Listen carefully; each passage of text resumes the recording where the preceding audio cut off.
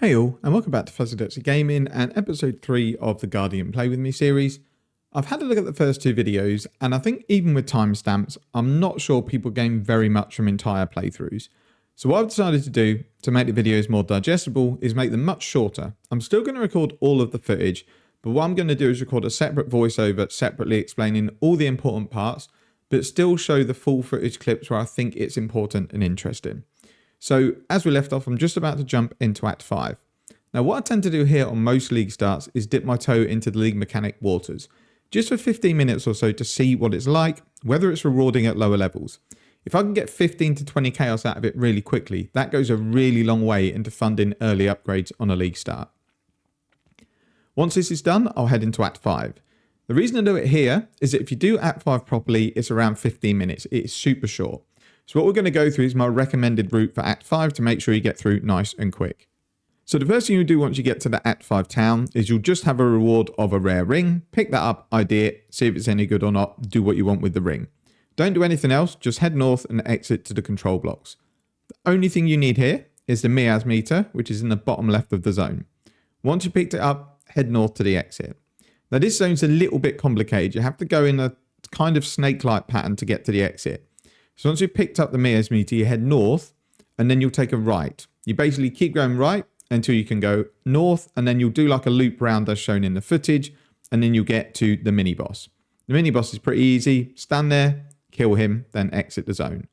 To exit the zone, you just head to the up and left area and then you'll find the door to exit. Once you get out there, grab the waypoint, but don't be tempted to go back to town. This is kind of where you want to start getting in the habit of only going back to town once to twice per area to pick up your skill points. So grab the waypoint and then just head north. You need to find a bridge. Once you've gone over that bridge, you want to look for a right, and then you're going to loop around to Templar's Court. Head through and make your way through the next zone in a clockwise fashion until you reach the exit. Again, grab the waypoint. This time I'm going to go in an anti-clockwise loop. You just have to make sure that you go far enough through the zone before you head left and start your clockwise loop, because this zone's got two looping paths. It's got an inner one and an outer one. If you take the inner one, you'll just stand up back at the start and then you'll have to do your big loop over again. If you decide you want to grind for experience, this is a really good zone. Or if the leap mechanic spawns in campaign zones, this again is a good place to do it because you're combining it with lots and lots of XP and rare monsters. So once you've got around the loop, you're going to have to deal with Sin and Innocence and then leave. Once you've killed him, you don't have to hang around to speak to them because he's got quite a long animation period where he will become actually targetable so that you can speak to him. As soon as he's been killed, just leave the zone. You don't need to speak to him. As you leave the zone, just speak to Bannon on the way out and then go into the Torch Courts. Now the exit to the Torch Courts is basically just left from where you enter, but to get there, you need to travel around in one of the usual PoE U shapes. So you basically want to go up, left, then down, and you'll get to the exit. You'll then come out at the Ruin Square. Again, surprise, surprise, you need to do another U-shaped loop to get to where you need to be. So you basically head down, your character then takes a right and then a right again, and then you just turn left and you're going to have the ossuary waypoint. It's fairly easy to get to anyway, but once you know this kind of pattern, it's the same every single layout. When you get to the ossuary, you essentially just need to get the staff. This zone is basically just a big loop, but it can be clockwise or counterclockwise, but it's pretty easy to see because you'll see the exit from the zone marked on your minimap when you go in. So you just need to do a big loop around to get to the zone. Actually wait for the zone to open so you can exit it because we still don't want to go back to town. Once you've exited the ossuary, head down over the bridge. You want to go to about the middle of the zone and then you drop a portal. This is going to save you quite a bit of backtracking time. Once you've done that, just basically head straight down. What you're aiming for now is the bottom right of the zone because you want to find the reliquary.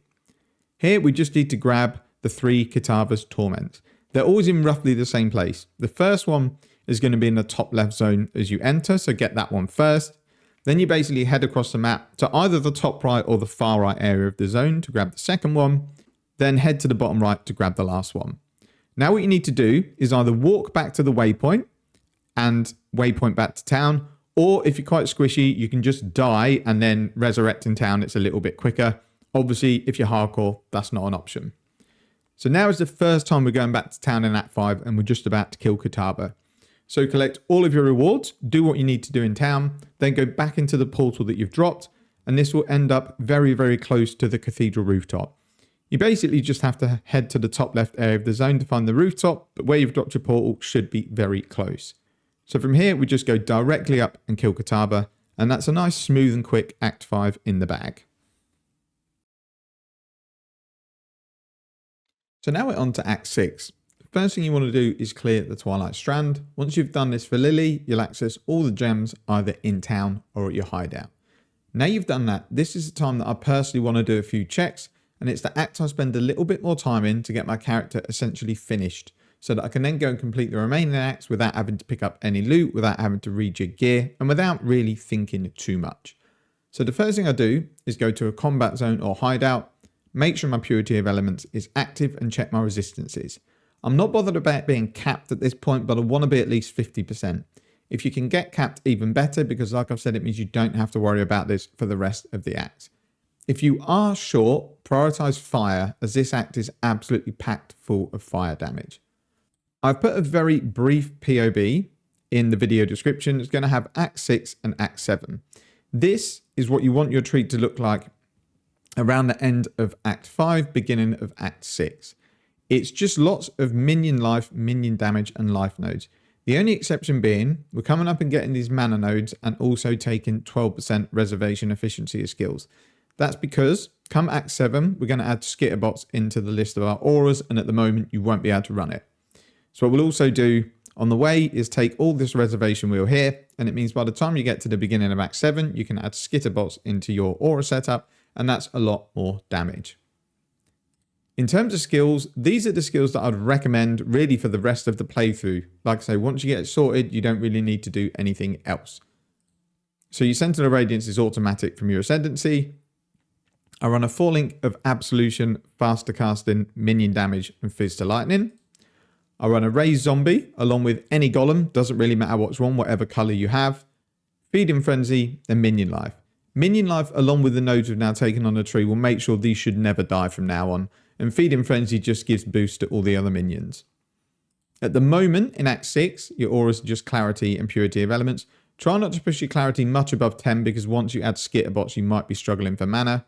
And as I say, in Act 6, pick up skitterbots and just level it in an offhand so that when you equip it, it's at least a half decent level. You need a blink movement skill of some sort. It can be Flame Dash or Frost Blink, whatever you prefer to use. And then also, this is when you want to add in Shield Charge and faster attacks. Ignore added chaos damage. I have no idea why that was in there. This just makes it quicker getting around the zones, and in big open zones, Shield Charge can get you around a lot quicker than just a Quicksilver Flask and a Flame Dash. And these are really all the links that you need. As mentioned previously quite a few times, your Sentinel of Radiance is going to do all the damage that you need, but it's supplemented quite nice with Absolution, and at least it gives you something to do. It can be a bit boring just running around, holding left click and then convocating your minion back to you to kill everything. At least with Absolution, you get a bit of an active playstyle. In all honesty, you don't really need to run it. You can do absolutely fine without the damage. But I also like it just in the cases where I maybe forget to summon my Sentinel of Radiance for a few seconds. If we haven't got anything else, then we're not going to do any damage whatsoever. So the way I do this zone, I don't really like to go back to town until I've killed at least the first 3 mini-bosses.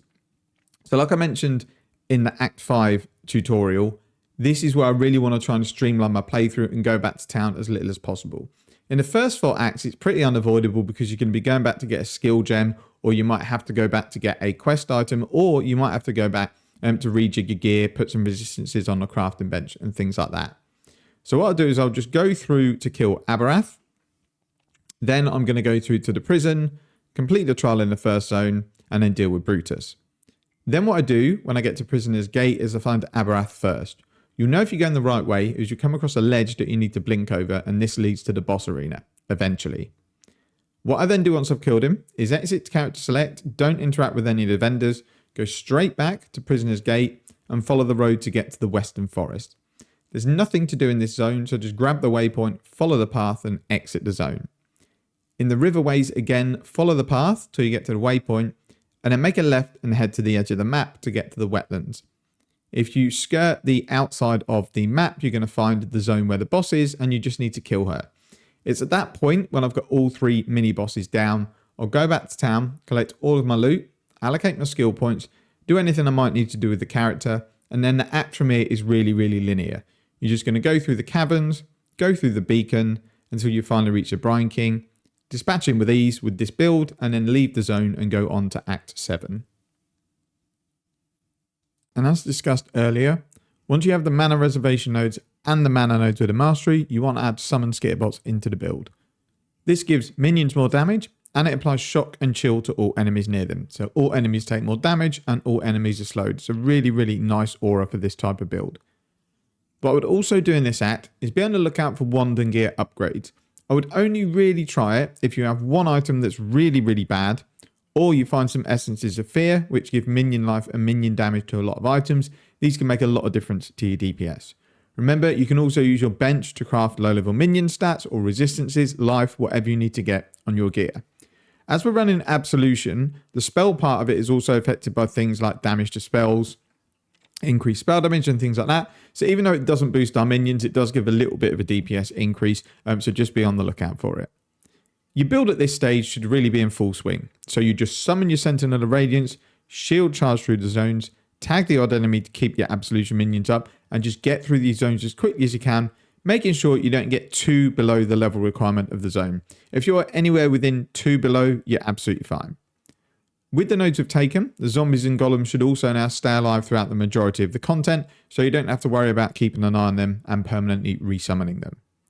So as with Act 6, try to minimize your time in town at this stage, otherwise this act can drag quite a little bit because there are a lot of small quests that you have to do in this act.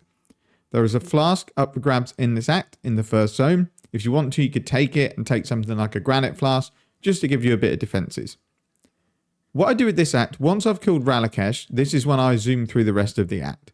So what you're going to do once you've killed Ralakesh is you're going to find the Dread Thicket in the next zone and you're going to drop a portal.